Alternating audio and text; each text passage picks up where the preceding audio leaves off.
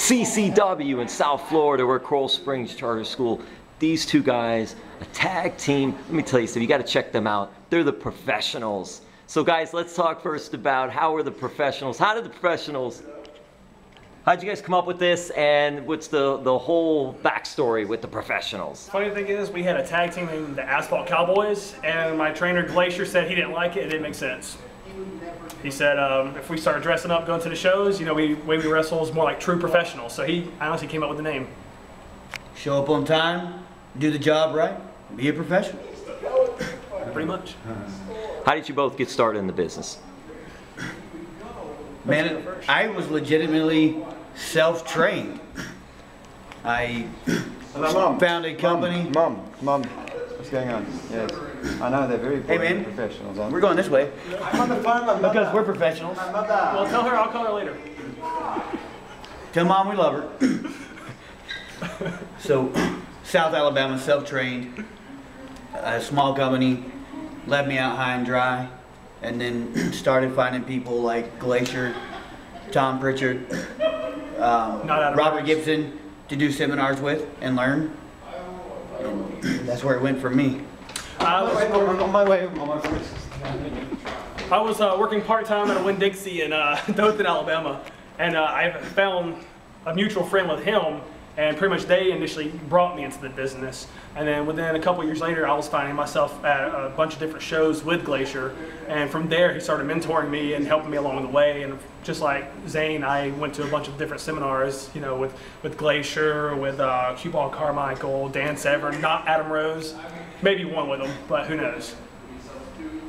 Well, you mentioned Dan Severn, the Beast Dan Severn. What is that like when you're around someone like that? He's MMA, pro wrestling, he's done it all. You couldn't tell if you talk to him. Like, he's soft-spoken, really nice, really smart, like, man, and genuine, genius, you know. And I mean, it was fun. I said I would be home by 10, Mum. I mean, that's not late, is it? It's 10 this time already. It's 9 our time.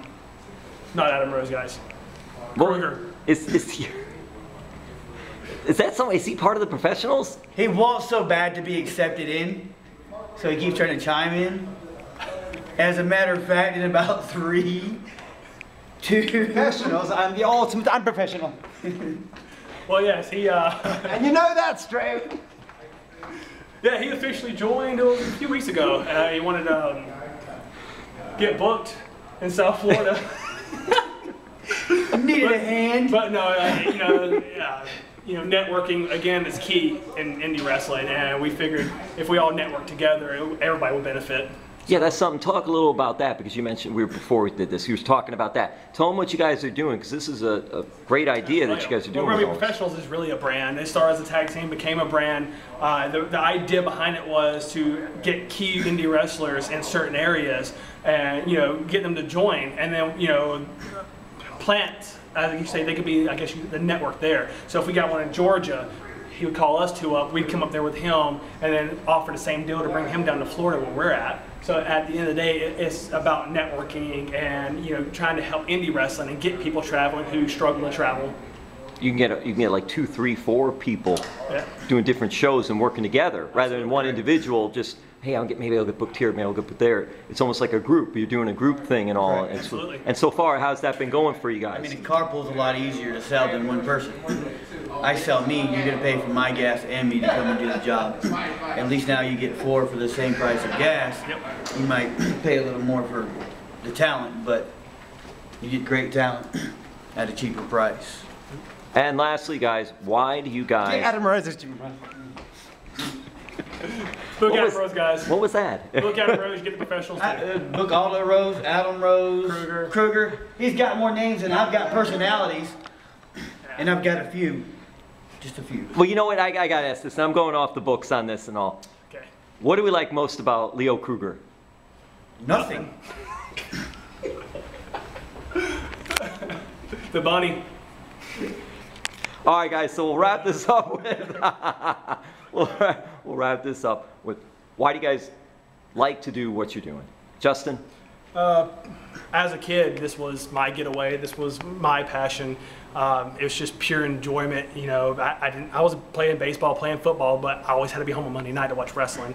And I want to give that to other kids that, you know, need that getaway, need that personality to be themselves. So, and for me, it's mainly just, you know, giving back and trying to get as big as possible so I can give back to as many as possible.